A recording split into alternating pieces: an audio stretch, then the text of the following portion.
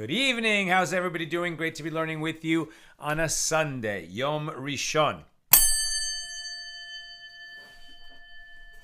Let's light up the darkness. Who's in the house? Renee in Indiana, Stephen in New Hampshire, Yehuda in South Carolina, Melissa in Great Neck Guy in Ohio, Joe in the Inland Empire, Paul in the Great Northwest, Sharon in New Jersey, Chandra in the Bronx, Nancy in North Carolina, Bill in Missouri, Bella in Florida, Lucy in Minnesota, Yosef in Sierra Nevada, and why does this happen sometimes? Let's see if I reload the YouTube. Will it let me see the comments? Yes, Chaim in Florida, Mickey in New Jersey, and Ella in Southern California. Welcome, everybody. Today's episode of AT Daily is sponsored by Jeffrey Late. I hope I'm pronouncing the last name correctly, Laite, for the healing of Sarah, also known as Dixie. May Dixie have a complete and speedy recovery. And in the merit of enabling us to share more Torah with more people around the world. May she have that complete and speedy recovery. And Jeffrey, may you and all your loved ones be showered in blessings. And we all say, Amen. If you'd like to sponsor an episode of AT Daily and help us in our work, sharing Torah with the world, donate.accidentaltalmudist.org. Okay. Continuing our journey through chapter 8 here in Tractate Sanhedrin, the 24th volume of the Talmud. Our daf tonight is page 71.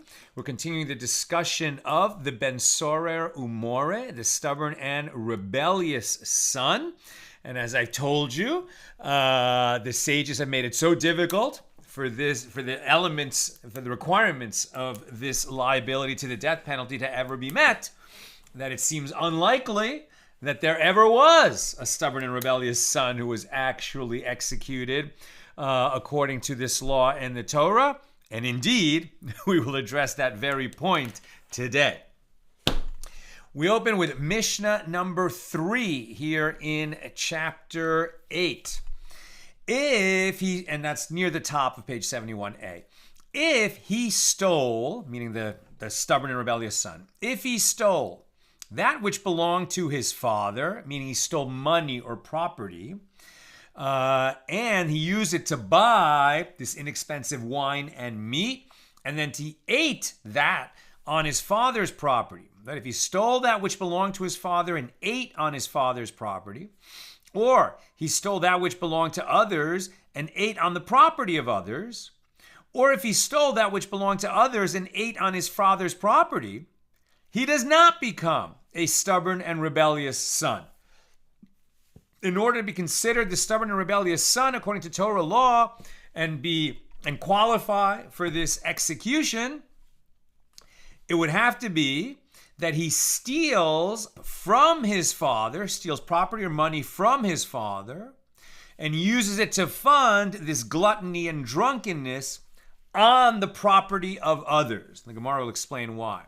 Rabbi Yossi, the son of Rabbi Yehuda, says he does not become a stubborn and rebellious son unless he steals that which belonged to both his father and his mother.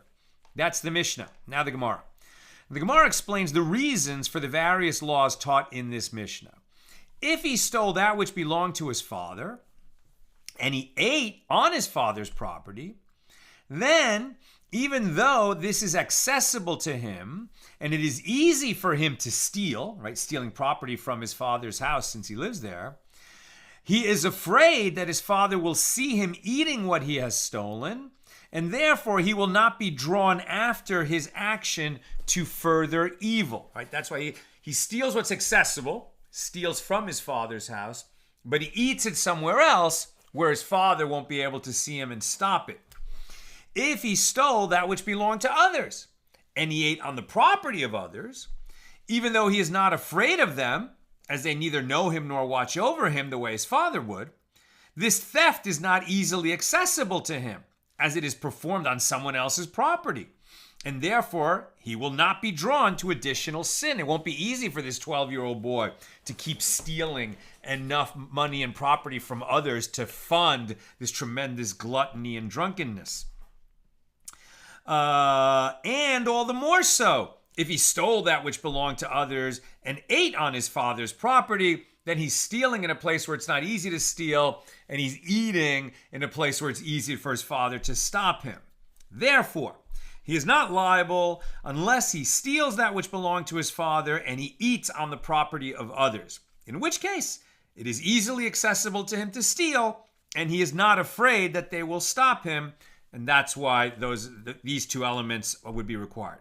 Now, the Mishnah teaches that Rabbi Yosef, the son of Rabbi Yehuda, says that he is not liable as a stubborn and rebellious son unless he steals that which belonged to his father and which belonged to his mother. So the Gemara asks, with regard to his mother, from where does she have independently owned property that her son can steal? And the basis for this question is the halacha, the law, that anything that a woman acquires is acquired by her husband. Rabbi Yosef, the son of Rabbi Hanina, says in answer to this question, the Mishnah is referring to a case where the boy stole food from a meal that had been prepared for his mother and his father by someone else. In such a case, the husband has ownership over what he's eating, and he grants ownership over what she is eating to his wife. So now the Gemara raises a difficulty. But doesn't Rabbi Hanan bar Molada say that Rav Huna says a stubborn and rebellious son is not liable for the death penalty unless he purchases inexpensive meat and eats it, and he purchases inexpensive wine and drinks it, which indicates that he becomes liable only if he steals money, not if he steals actual meat and wine. So rather, say that the boy stole from money that was set aside for a meal that was to be prepared for his mother and for his father and for his mother. So the Gemara presents another answer to the question posed concerning the opinion of Rabbi Yosef, the son of Rabbi Yehuda. If you wish, say instead that another person gave property to the mother and said to her, "This shall be yours on the condition that your husband shall have no right to it." So in such a case, the woman acquires the property for herself and her husband does not acquire it. Therefore, it is possible for the son to steal from his mother's property, and that would be one of the requirements for this minority opinion of Rabbi Yosef, the son of Rabbi Yehuda. The majority don't require that he steal from both his mother and his father, but it would require the other elements we just mentioned. And that concludes our discussion of Mishnah number 3. We're in an area where the Mishnahs come fast. Now Mishnah number 4. If his father wishes to have him punished, but his mother does not wish that, or if his father does not wish to have him punished, but his mother wishes it, he does not become a stubborn and rebellious son. Only if they both wish to have him punished, right? Both parents would have to bring him to the court of the judges and say, our son is a stubborn and rebellious son. He doesn't listen to our voices. He's headed for a life of wickedness, and we want him executed. I mean, did this ever happen? But in order for it to happen, both the mother and father would have to be on the same page.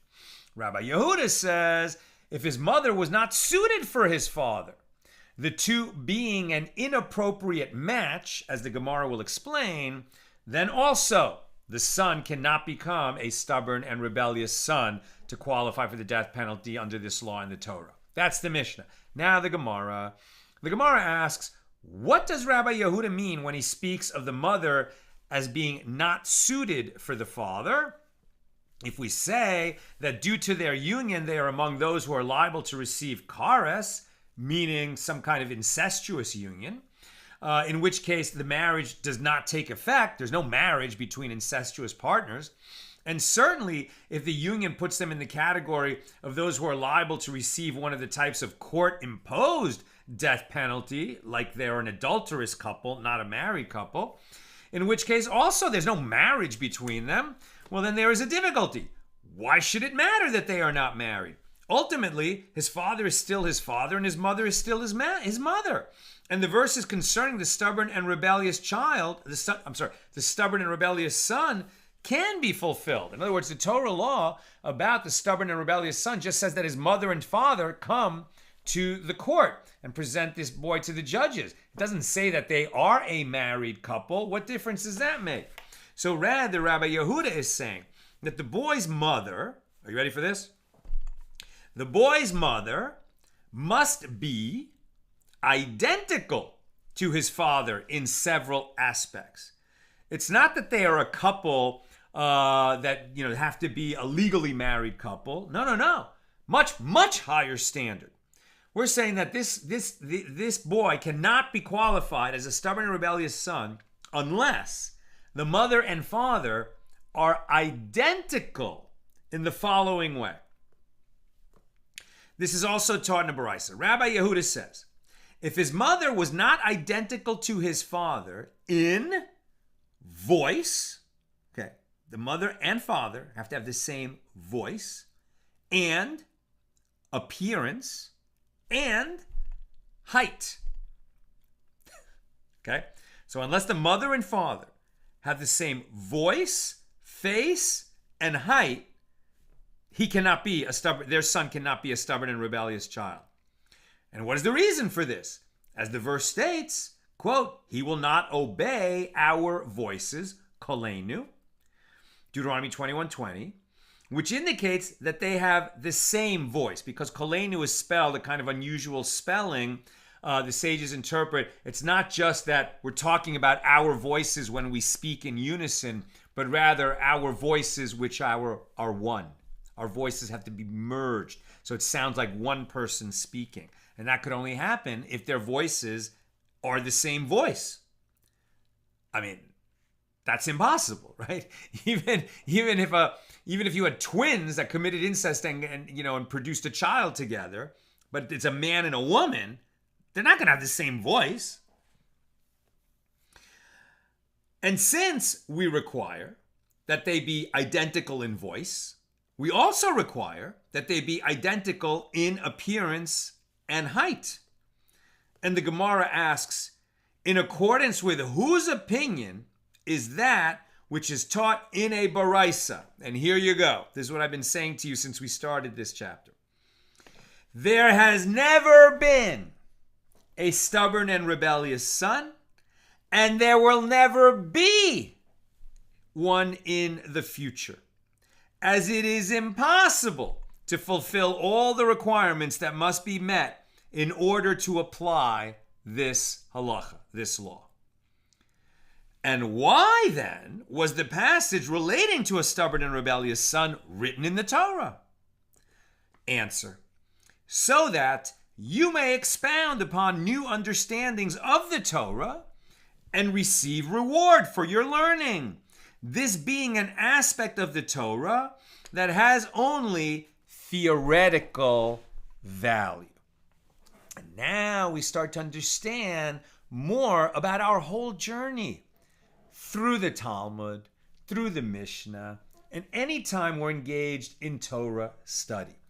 The Torah is not just a body of law that we have to live by if we're going to fulfill our obligations as Jews. The Torah is not just a book of stories that helps us to understand our origin and national identity. The Torah is not just an origin tale for the whole world, so that not just the Jews, but all people can understand our Creator and who we are and where we come from and what this world is about. It's all those things, but it is also an opportunity to come closer to God. By engaging in the study of Torah, by unearthing new meanings, by delving into each and every law and each and every story and each and every bit of advice and each and every curse and each and every blessing.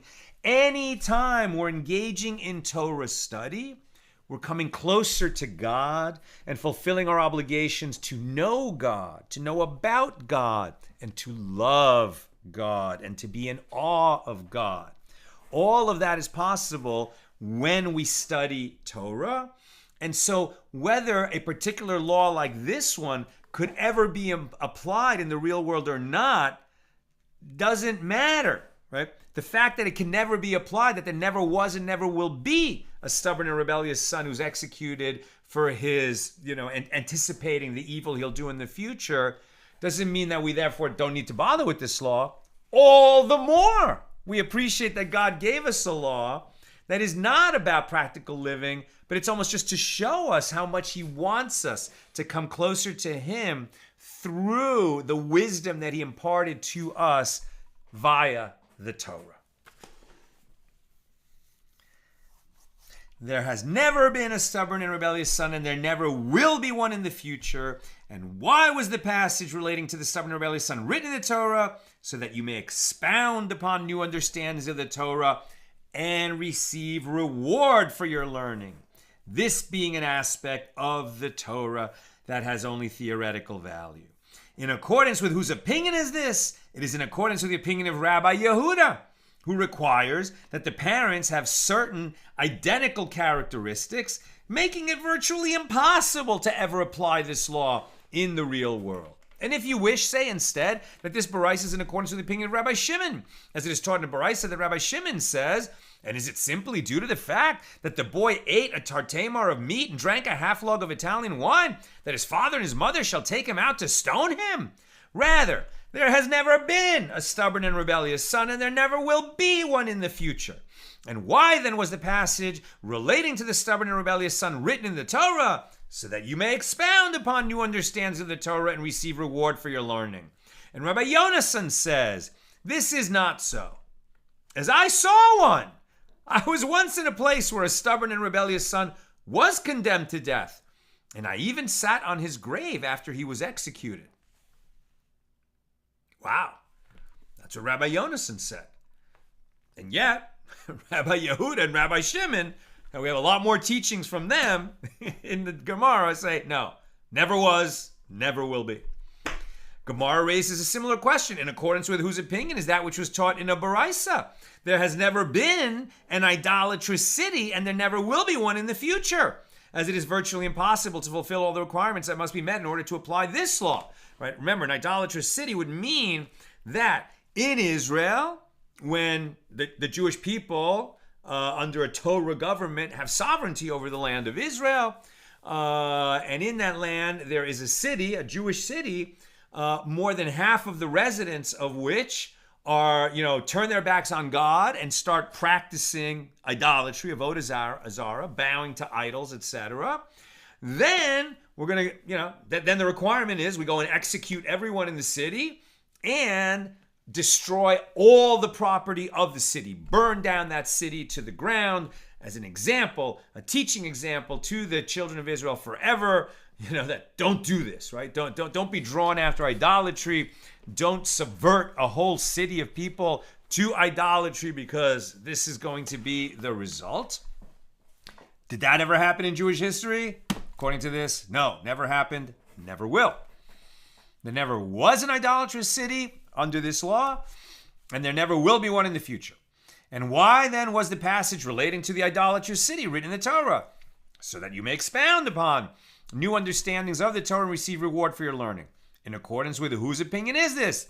It is in accordance with the opinion of Rabbi Eliezer. As it is taught in the Baraisa that Rabbi Eliezer says, any city that has even one mezuzah, that is a Jewish city in Israel, any city that has even one mezuzah or any other sacred scroll cannot become an idolatrous city.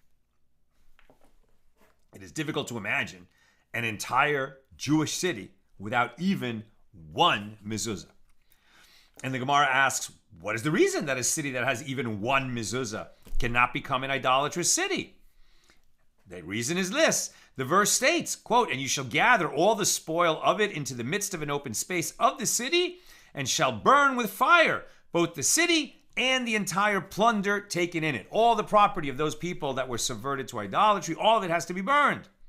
And since, if there is a mezuzah there among all that plunder of that city, then it is impossible to burn all the contents of the city. Because you can't burn a Torah scroll, you can't burn a mezuzah, right, which has a passage from the Torah in it written by hand. You can't burn a mezuzah. You can bury a mezuzah scroll if it becomes puzzle, right, if it's disqualified because of something, just like you can bury a Torah scroll. We don't burn them. So if there was even one mezuzah in that city, since the law of the idolatrous city requires not only executing all the idolaters in it, but the burning all that property, you have to burn all of it. You can't say, oh, I'll take the mezuzah out and burn the rest. No, you have to burn all of it. So if there's a mezuzah in it, you can't burn it. And since you can't burn all their property, you're not going to be able to execute all the people either. Right? And since if there is a mezuzah, it is impossible to burn all the contents of the city. As it is written, and you shall overthrow their altars and break their pillars and burn their asherim with fire. This you shall not do so to the Lord your God. So you can't burn a Torah scroll or a mezuzah. It is derived from this verse that it is prohibited to destroy a sacred item such as a mezuzah. Therefore, in a city that has even one mezuzah, it is impossible to fulfill the laws of an idolatrous city, as not all of its contents may be burned. Rabbi Yonason says this is not so. Once I saw an idolatrous city that was condemned to destruction, and I even sat on its ruins. So Rabbi Yonason saw both a stubborn and rebellious son who was executed, and he sat on his grave, and an idolatrous city, and he sat in its ruins. Okay? But it seems that everyone else holds that's never happened and never will happen. And there's a similar question. In accordance with whose opinion is that which is torn in Baraisa? There has never been a house afflicted with tsaras of a home, and there never will be one in the future. Oh, now this is starting to undermine the flow here. Really? Because that's a law we studied extensively, right?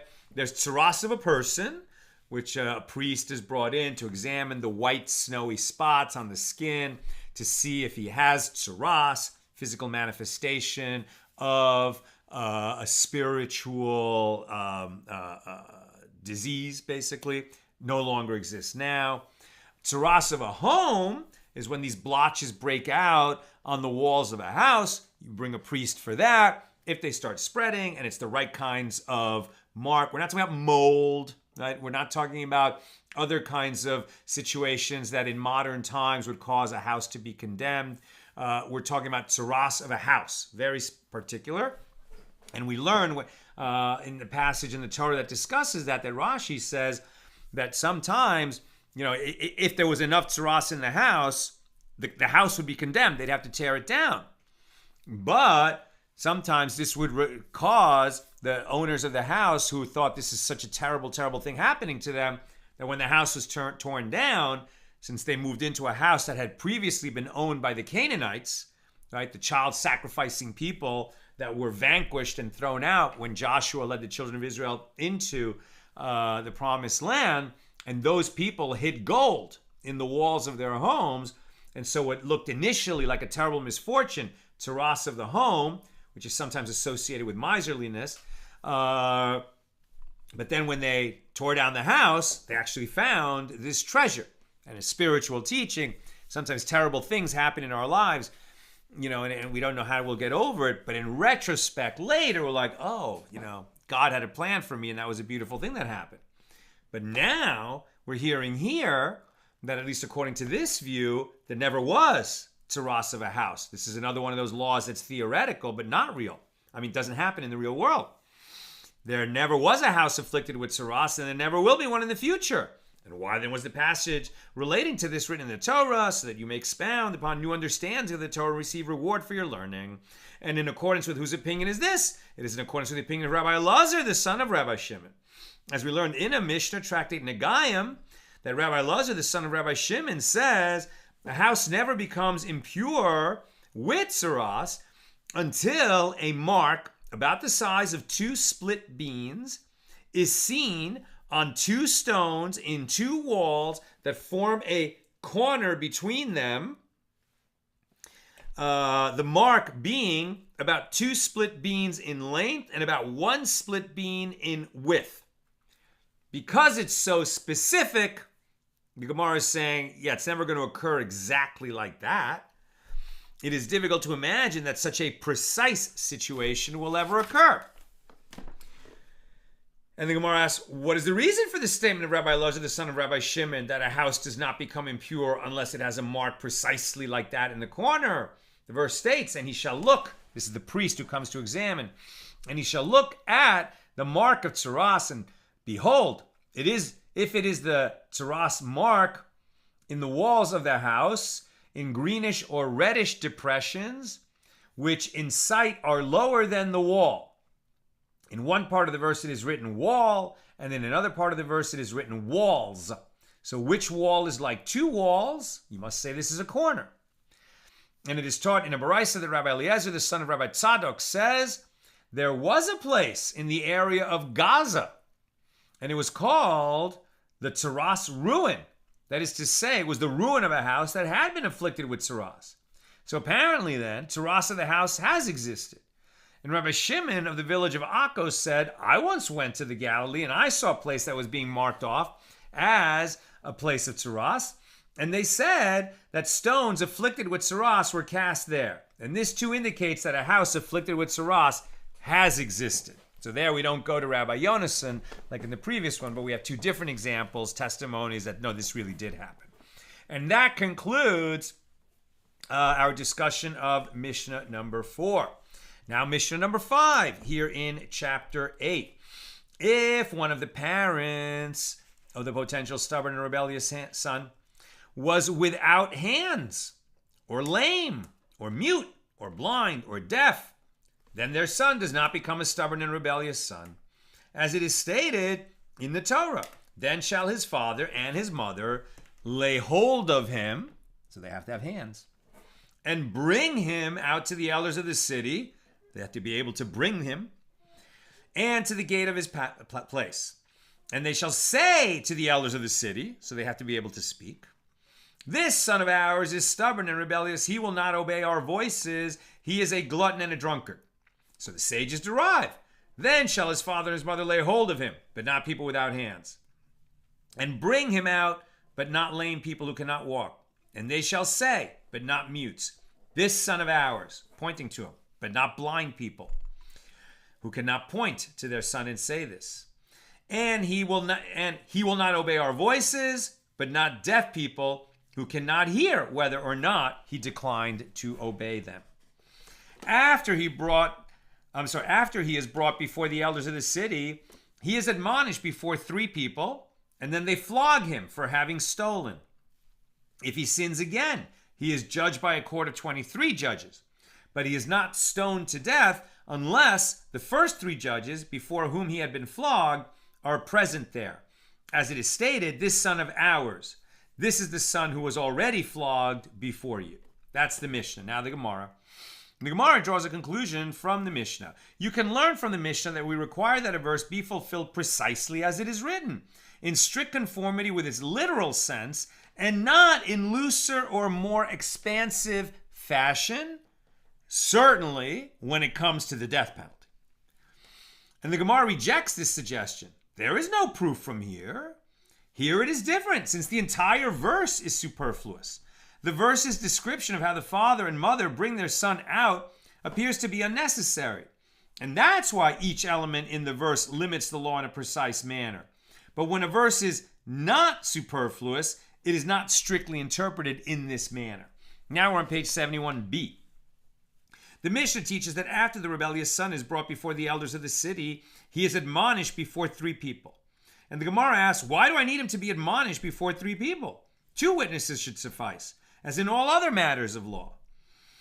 Abaye says, this is what the Mishnah is saying. He is admonished before 2 people who serve as witnesses, and he is flogged before 3 people who constitute a court. And the Gemara asks, where is it written that lashes are administered to a stubborn and rebellious son? The Torah just talks about they bring him out and then they're going to subject him to stoning, execution by stoning. When did flogging come into it? And the Gemara answers, it is, as Rabbi Abahu said in another context. As Rabbi Abahu says, we learn the meaning of the word chastise, as stated with regard to a defamer. And the elders of that city shall take that man and chastise him. Right? This is a man who, when he marries a virgin, and then he comes and he says, she's not a virgin. And then it turns out, yeah, she is a virgin. You were trying to defame her and her family. And now that it's been proven that you are the liar, so then you are going to be punished for that. So that's the context of chastise. And by means of a verbal analogy, we connect it to chastise stated with regard to a rebellious son. And the meaning of the word chastise in the latter verse is derived from the word son that appears in the same verse. And the meaning of the word son, ben, with regard to a rebellious son is derived from the similar word bin stated with regard to lashes. Then it shall be that if the wicked man deserves bin to be flogged. Deuteronomy 25:2. So consequently, the chastisement mentioned with regard to both a defamer and a rebellious son means flogging.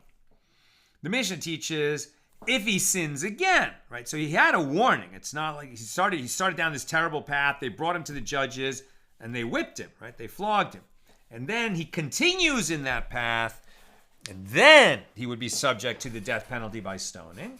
So if he sins again, he is judged by a court of 23 judges, because it's a death penalty case, which must include the 3 judges before whom he was brought initially for the flogging.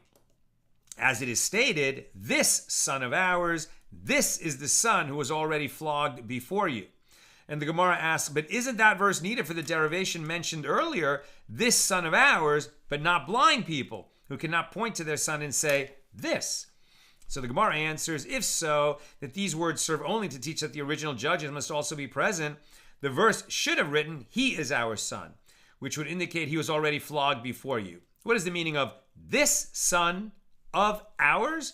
Conclude 2 conclusions from it, that the 3 original judges must also be present at the second trial, and that the son of blind parents cannot become a stubborn and rebellious son who would be executed for his wickedness.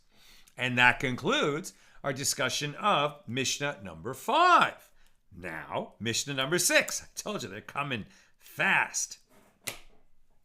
Mishnah 6. If the rebellious son ran away before he was sentenced, and afterward, before he was caught, his lower beard grew, right? So we learned earlier, a few days ago, that the period of time when a stubborn and rebellious son could be convicted and executed is a very short period of time in his life, in his physical development.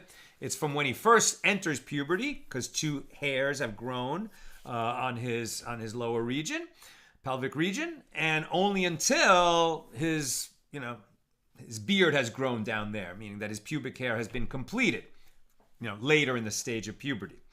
Only during that period is he older than a minor, but still called a son of his parents and not an adult in his own regard.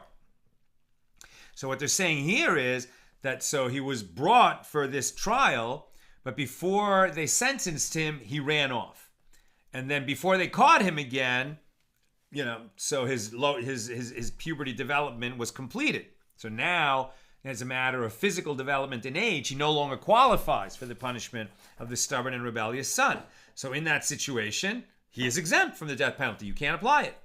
Once his lower beard grows, he can no longer be judged as a stubborn and rebellious son. But if he ran away only after he was sentenced, they completed the trial, they sentenced him to execution, and he ran off before they could carry out the execution, and then by the time he was caught, his lower beard had already grown in, then he is still liable to receive the death penalty, because once he is sentenced to death, that sentence remains in force. That's Mishnah 6. Now the Gemara.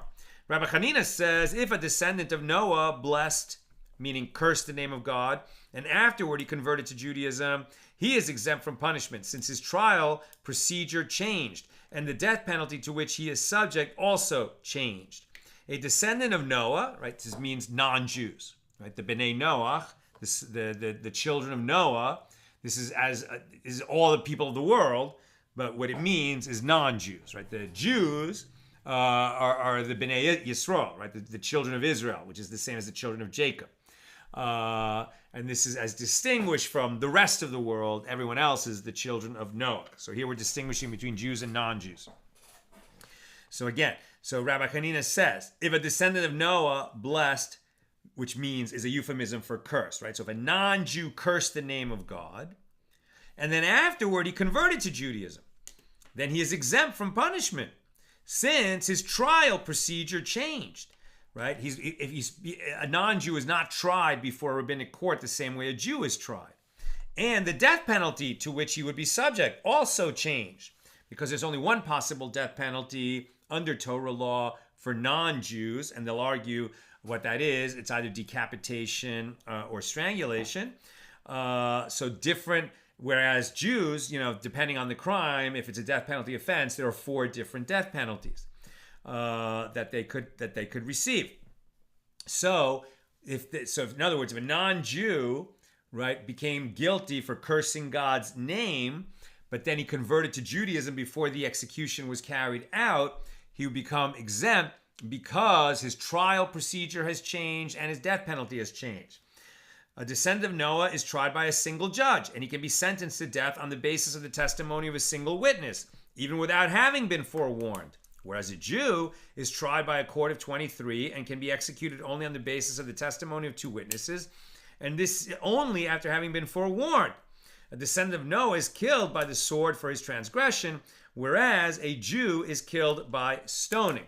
And of course, this doesn't apply like outside of Israel at the time that the temple is standing. There has been no rabbinic court that imposed a death penalty since the temple was destroyed nearly 2,000 years ago. And in fact, even before the temple was destroyed, the death penalty was phased out because there weren't courts that could apply it properly. So it's not like, Jews assemble rabbinic courts and go and try non-Jews for cursing God's name. It's not that way. It's only if the non-Jew did it in the land of Israel at a time when the temple is standing, etc., that these laws would apply. Now, the Gemara asks, shall we say that the Mishnah supports him if the rebellious son ran away before he was sentenced and afterward, before he was caught, his lower beard grew around, he is exempt from the death penalty? What is the reason for this exemption? Isn't it because we say, since his legal status has changed, his liability has also changed? But the Gemara rejects this. No, it is different there. It is different here. With regard to a stubborn and rebellious son, as were he now, after he grew his lower beard, to perform the same actions that render one liable as a rebellious son, he would not be fit for execution, right? He wouldn't qualify anymore. We said that's only in that limited window in his physical development. And this is different from a non-Jew who cursed God's name and then converted, as even if he cursed God after having converted, he would still be liable to receive the death penalty. Right? You don't grow out of being liable to the death penalty for cursing God's name, though you could have a status change that would require you to be tried again. The Gemara suggests, come and hear a proof from the latter half of the Mishnah. But if he ran away only after he was sentenced, and afterwards, by the time he was caught, his lower beard had already grown around, he is liable to receive the death penalty. And this indicates that even though his legal status has changed, he is nevertheless executed. But the Gemara says, you don't understand. There's no proof from here. You speak of a case where he was already sentenced to death.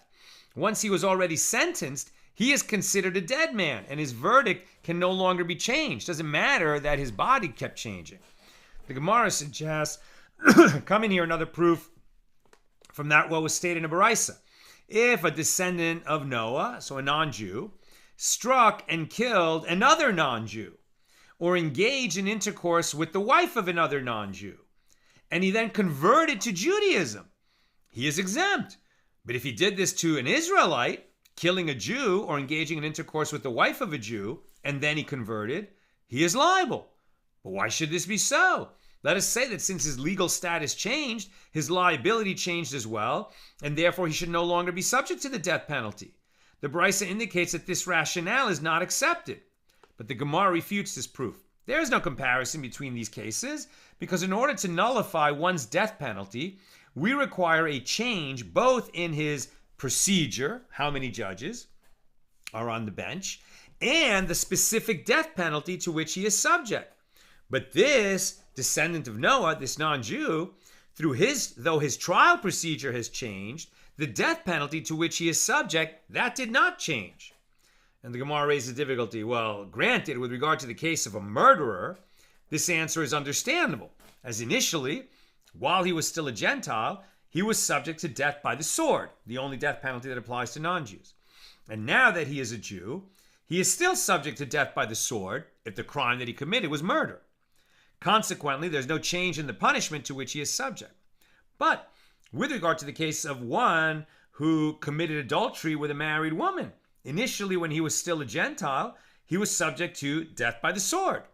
But now that he is a Jew, he is subject to death by strangulation. So accordingly, there is a change both in his trial procedure, how many judges have to sit on the bench, and in the type of capital punishment to which he is subject. And the Gemara answers, the case of a married woman mentioned here involves a man who engaged in intercourse with a betrothed young woman. So that in both this case, we're engaged in intercourse with her when he was still a descendant of Noah, and in that case, when he did so when he was already a Jew, he is subject to death by stoning. Since there is no change in the type of capital punishment to which he is subject, he remains liable to be executed.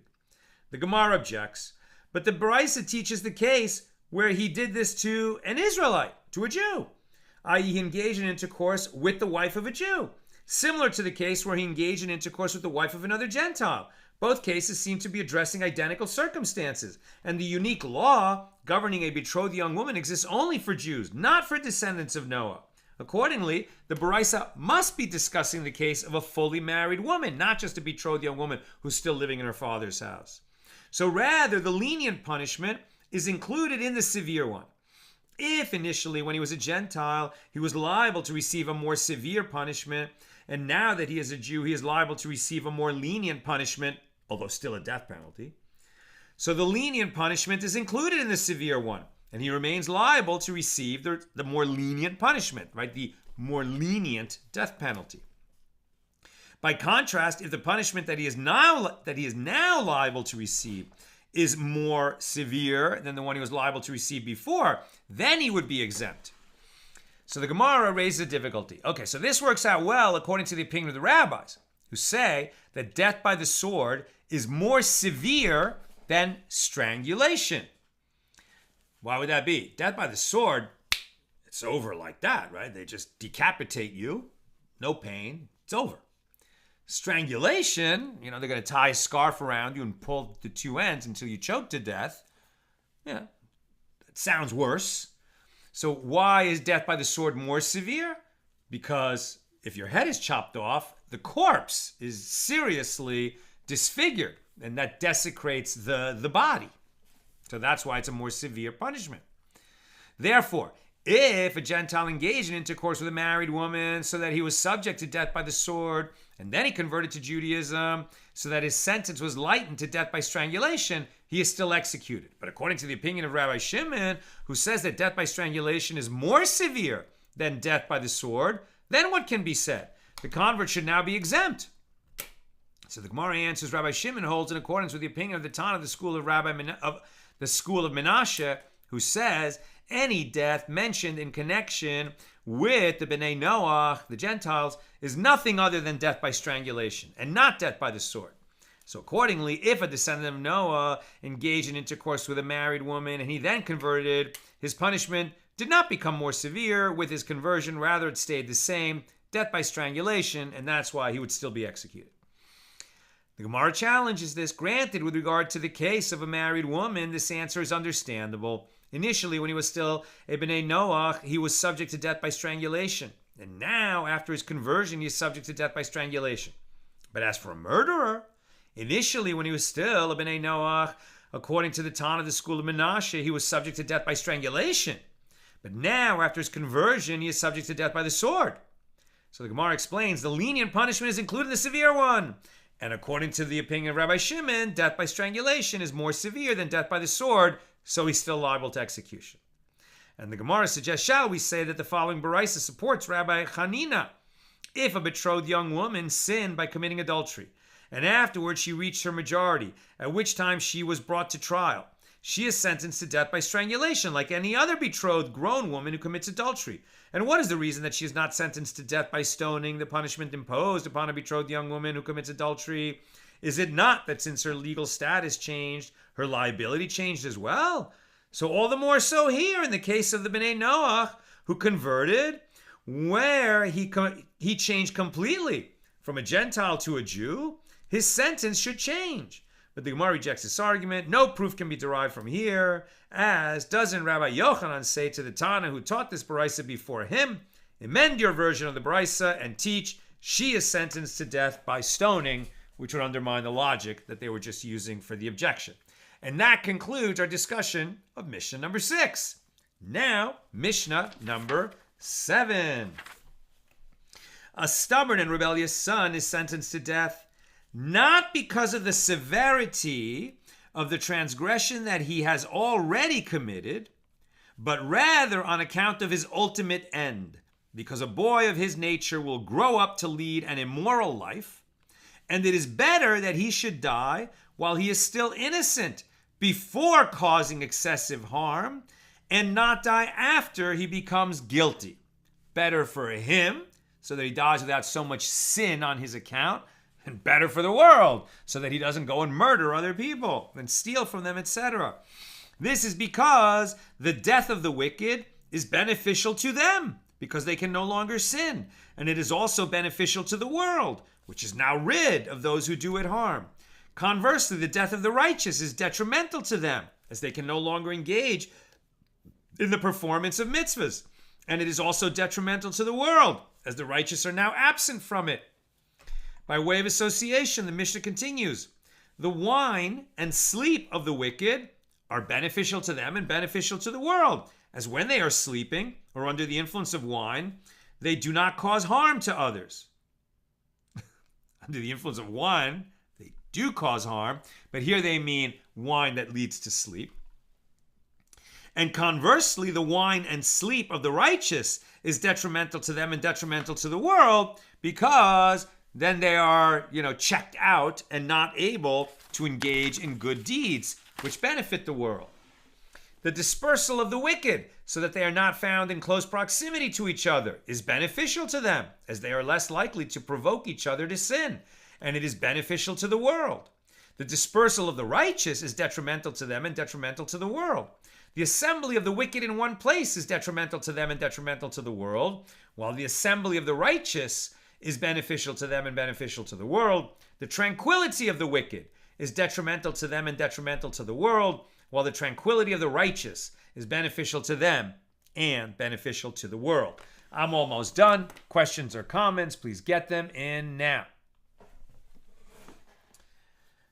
At the top of page 72a, the Gemara, short Gemara on the Mishnah that we just read, on Mishnah number 7. It is taught in a Baraisa that further elaborates upon the words of this Mishnah. Rabbi Yosei HaGalili says, is it simply due to the fact that the boy ate a tartamar of meat and drank a half log of Italian wine that the Torah states he shall be taken out to the court to be stoned as a stubborn and rebellious son? No! Rather, the Torah penetrated the ultimate mindset of the stubborn and rebellious son and the inevitable results of his actions, and it is understood that he will continue on this path, and in the end he will squander his father's property, and then, seeking the pleasures to which he had become accustomed but not finding them, he will go out to the crossroads and rob people, and ultimately he'll probably come and kill one of them or more. The Torah said that it is better that he should die now when he is still innocent of such of murder and robbery at that level, and he should not die later when he is guilty of such terrible crimes. This is because the death of the wicked is beneficial to them and also beneficial to the world, while the death of the righteous is detrimental to them and detrimental to the world. The sleep and wine of the wicked is beneficial to them and beneficial to the world, while that of the righteous is detrimental to them and detrimental to the world. The tranquility of the wicked is detrimental to them and detrimental to the world, right? Meaning the wicked who get away with it. While the tranquility of the righteous is beneficial to them and beneficial to the world. In their tranquility, they're able to learn and teach and share more Torah. That's, of course, good for the world. And the dispersal of the wicked is beneficial to them and beneficial to the world, while the dispersal of the righteous is detrimental to them and detrimental to the world. That concludes our discussion, the Gemara on Mishnah number 7. And with God's help, we'll pick it up tomorrow, Monday at the regular 6 p.m. time with Mishnah number 8. Okay. A couple of questions. questions. Bill, wouldn't it also be possible to steal from both his mother and his father if his mother partially owned properties, such as an orchard, before she came into the marriage, and the husband bought out the other share of the property? The husband has usufruct right in the wife's share as well as owning his share, but he doesn't own his wife's share as such, at least if I'm remembering correctly, which I may not be. Right? He has the right to use it, but also it could happen that he could say, I will not support you, and you can support yourself from your own property. So that would be another example where she has property of her own during the marriage, and then it could qualify for that. And why they didn't use your example or the one I just mentioned, I'm not sure. But yes, she could have her own property. Lucy, the dynamics described by the sages about the rebellious son made me think of today's dynamics of drug addiction and what happens to children and their parents when a child is addicted. Right. Terrible for the child and terrible for the family. Michelle, it occurred to me a while back that these boys may have had ADHD or autism. Yeah, but even that would not explain what we're talking about, right? And that's why they made it clear, right? It didn't exist, right? Why was the law there? So we could learn more about Torah and ourselves and our families. So yeah, I said, was it yesterday or the day before? On the one hand, it sort of can give a family, something to cling to when they have a very troubled and difficult child that, okay, but it's not at this level, so there's hope for us.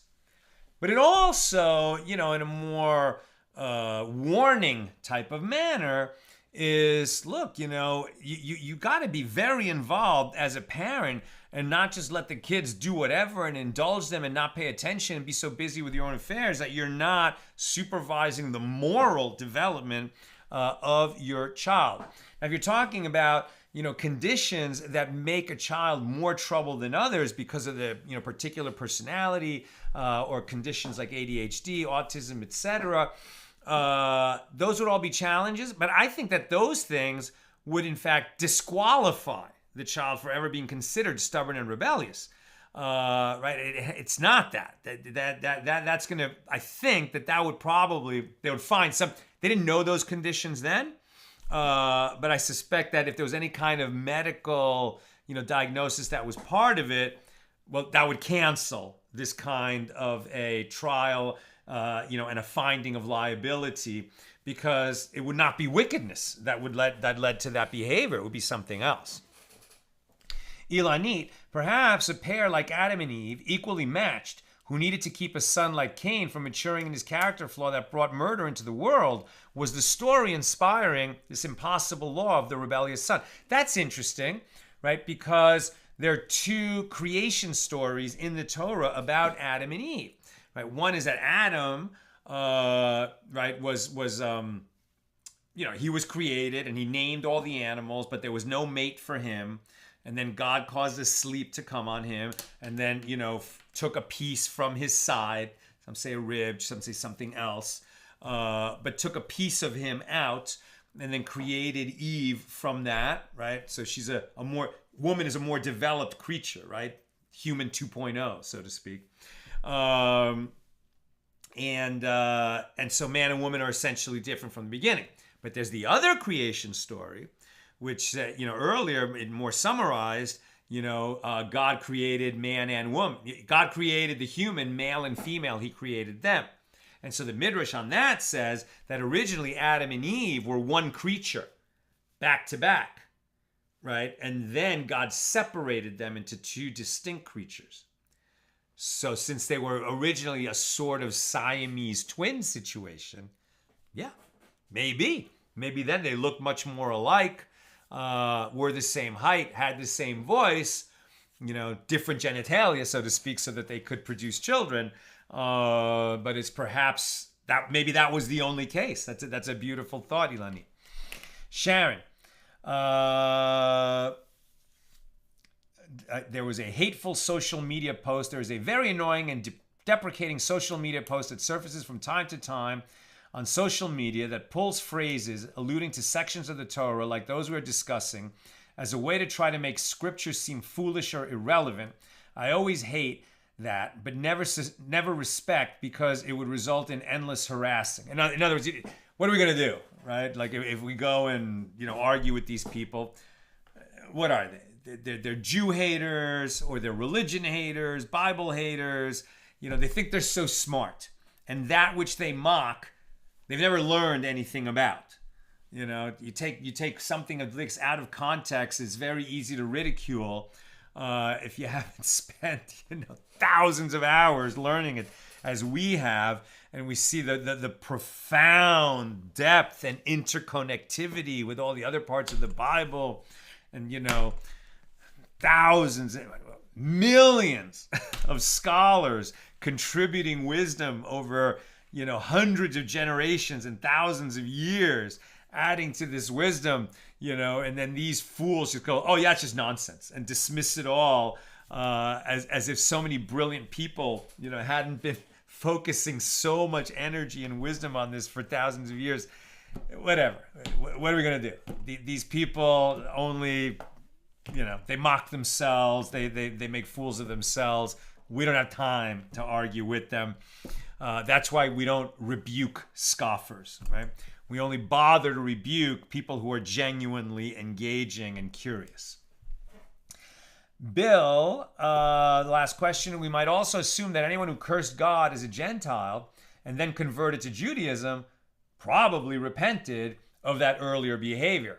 Just so, because, like if you're converting to Judaism, right, that's not a, utter a few sentences a few times and you're in, right? Convert to Judaism means you have to study for many months, if not years, learn all the halachas that will be incumbent on you once you become a Jew. And this is why we're not going to go into the differences between a halachic conversion and other kinds of conversion. But you have to spend so much time, dedicate so many hours to it. It has to be sincere, and it has to ultimately come from a love and awe of God. And so a person who goes through such a process, why would he still want to curse God? Like he only did that when he was ignorant. So exactly, Bill, it makes no sense. That's why, another one of the reasons why that person truly is born again. He's a new person after he goes through such a process. That's what I've got for us today. And with God's help, we're together again tomorrow, Monday, at the regular Monday time, 6 p.m. Pacific. Have a great night.